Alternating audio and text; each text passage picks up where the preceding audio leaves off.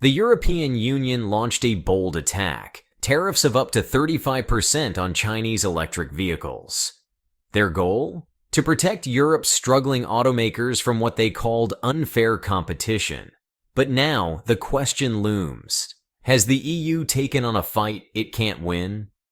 Why did the EU decide to launch a trade war with China, and how is China striking back? In late 2024, the EU declared what some analysts are calling economic warfare against China's EV industry.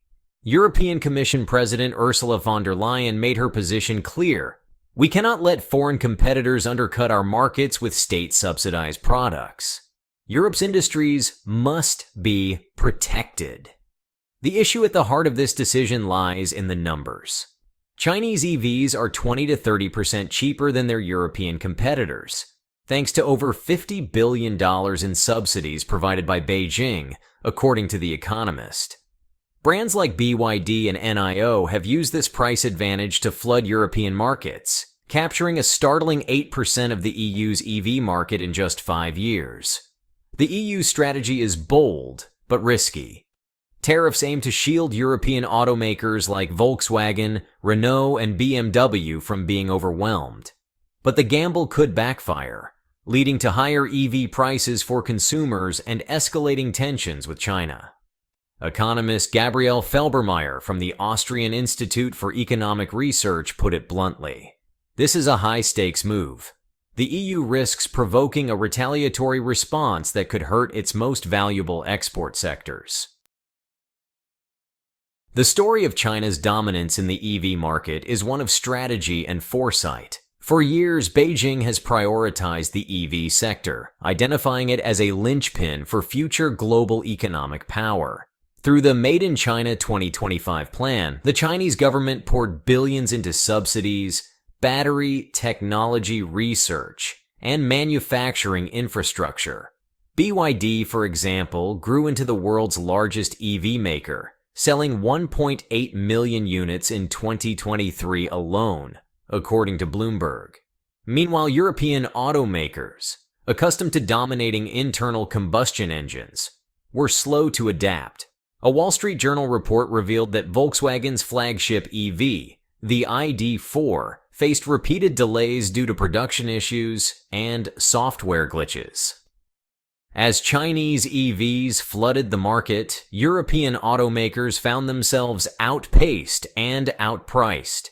Adding insult to injury, some Chinese EVs sold in Europe are produced in European factories. Tesla's Berlin Gigafactory, for instance, sources battery components from Chinese companies like CATL, further embedding China into Europe's supply chain. Please like and subscribe. Leave your thoughts in the comments. Your support helps us grow. Thank you. Critics argue that the EU's tariffs are less a calculated strategy and more a reactive measure against China's dominance. Alicia Garcia Herrero, a senior fellow at Bruegel, a Brussels-based think tank, commented, "This isn't about strategy, it's about survival. Europe is struggling to remain competitive in an industry it once led. Indeed, Europe's automakers face structural disadvantages.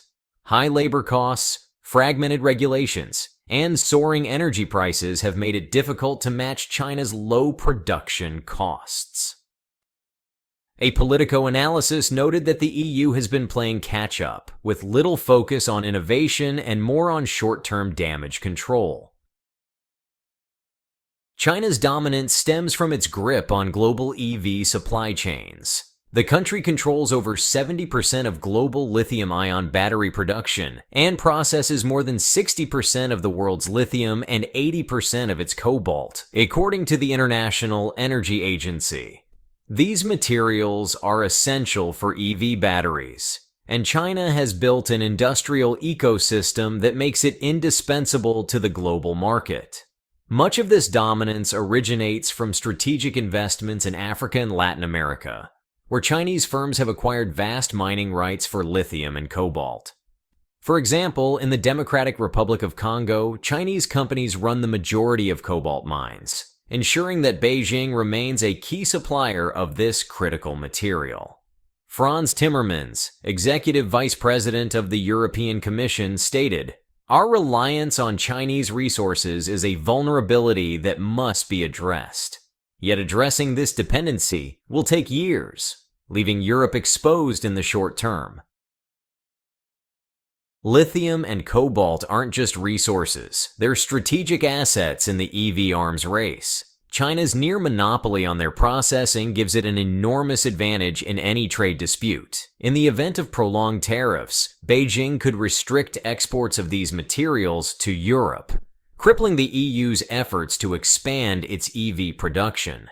A Bloomberg analysis estimated that a Chinese export ban on lithium alone could disrupt global EV production, costing automakers up to $100 billion annually. This would affect not just EVs but also renewable energy projects, which rely heavily on lithium-ion batteries.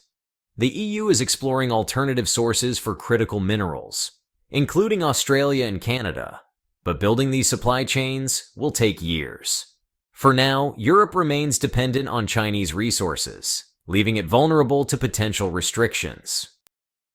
European consumers are already grappling with inflation and rising energy costs. Adding tariffs to Chinese EVs risks making these vehicles unaffordable for middle-income households. A report by the Financial Times projected that EV prices could increase by 5,000 to 7,000 euros due to the tariffs, significantly slowing the adoption of electric cars.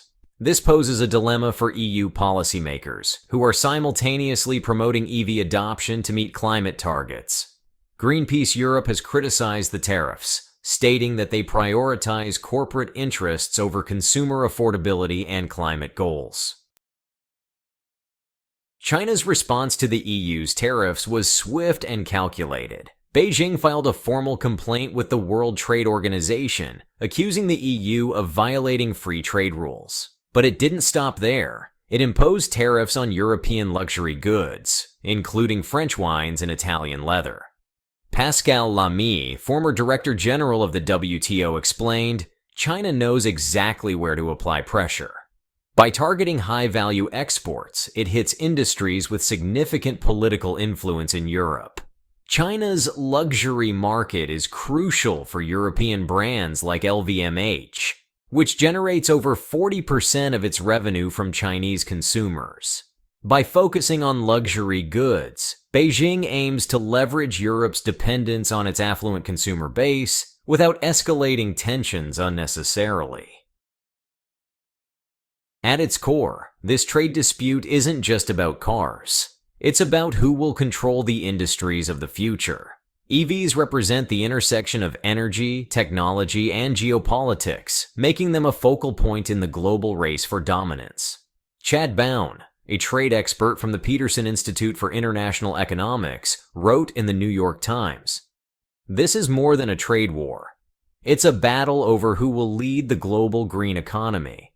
China sees EVs as a pathway to cementing its leadership in green technology, while Europe views the industry as critical to its economic survival. The pressure has never been more intense." The risk of escalation looms large. If tensions between the EU and China worsen, the conflict could extend to other industries, including pharmaceuticals, semiconductors, and agriculture. A CNBC analysis warned that a prolonged trade war could shave 0.5% off the EU's GDP by 2025, with European exporters bearing the brunt of the losses. China has already hinted at restricting rare earth metal exports, which are crucial for manufacturing semiconductors and advanced electronics. Europe, in turn, could expand its tariffs to cover additional Chinese goods, deepening the conflict. Global supply chains are interconnected, and disruptions in one sector often ripple across others. For instance, if Chinese battery exports slow down, it could affect not just EVs, but also consumer electronics and renewable energy projects. McKinsey & Co. estimates that supply chain disruptions from the US-China trade war in 2019 cost global businesses over $300 billion. This new EU-China conflict could have similar repercussions, with consumers facing higher prices and limited availability of goods. European automakers are already exploring ways to reduce their dependence on China. Volvo, for example, is investing in European battery production, while BMW is developing partnerships with non-Chinese suppliers. However, breaking away from China's supply chains is easier said than done. BMW CEO Oliver Zipse stated, "Rebuilding supply chains takes time, and it comes with significant costs that will ultimately impact consumers." If the EU's tariffs fail to curb Chinese imports, the bloc's industries could face even greater challenges. Higher production costs, strained trade relationships, and reduced competitiveness may leave Europe worse off than before. A Financial Times editorial warned, Europe risks undermining its long-term competitiveness by focusing on protectionism instead of innovation. Geopolitically, the timing couldn't be worse. China and Russia have deepened their economic ties, with trade between the two nations surpassing $220 billion in 2024. If Europe alienates China further, it risks accelerating this partnership, creating a bloc that challenges Western influence. Former NATO Secretary General Anders Fogh Rasmussen cautioned, "The West risks creating a more unified and formidable adversary by pushing China and Russia closer together." This standoff is a test of endurance. Europe has unity and regulatory tools on its side, but China has resources, scale, and the ability to withstand economic pressure.